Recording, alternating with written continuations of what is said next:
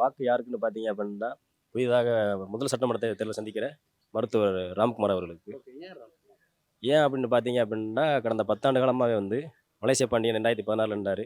அவர ஒரு கூட்டணியில வச்சு அவர் பதவியத்தான் அனுபவிச்சு போனாரே தவிர, எந்த ஒரு நிறைகுறைகளையும் வந்து பூர்த்தி பண்ண கிடையாது. அதற்கு ராஜகண்ண பண்ணாரு. அவர் வந்து இதுவரைக்கும் எந்த ஒரு அடிப்படை வசதி இல்ல. எங்களுடைய கிராமத்த பொறுத்தவரைக்கும் பார்த்தீங்கன்னா, ஒரு பஸ் கிடையாது. இப்ப ஏன் அப்படி ராம்குமாருக்கு நாங்க வாக்களிக்கிறோம் அப்படின்னு பார்த்தீங்க அப்படின்னா, அவர் வந்து சொந்த தொகுதி.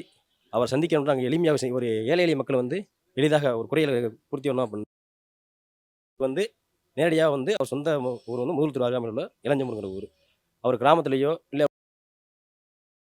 எளிதா இருக்கு.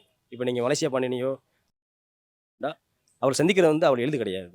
ஏன்னா அவங்கலாம் சென்னையில வசிக்கிறவங்க. அவருடைய பதவியை தான் அனுபவிக்கிறாங்களே தவிர, மக்களுடைய குறைகளை வந்து பூர்த்தி பண்றதுக்கான அவருடைய அனுபவம் கிடையாது. அவங்களுக்கு தேவை அரசியல் ஆசை அவ்வளவுதான். அவள மக்கள வந்து முட்டாளாக்கிட்டு இருக்காங்க. கிராமங்கள்ல படிப்பறிவு இல்லாத மக்கள வந்து ஆதி காலத்துல பார்த்தீங்க அப்படின்னா, திராவிட கழகங்கள், ஐயா தாத்தாமார்கள், அப்பாமார்கள் அப்படின்னு. இப்போ இளைஞர்கள் அப்படின்னு பார்த்தீங்க அப்படின்னா, ஒரு புது மாற்றத்தை விரும்புறாங்க. அத கருத்துல கொண்டு மருத்துவர் ராம்குமார் அவர்களுக்கு வாக்களிக்க நம்ம முன்வருகிறோம்.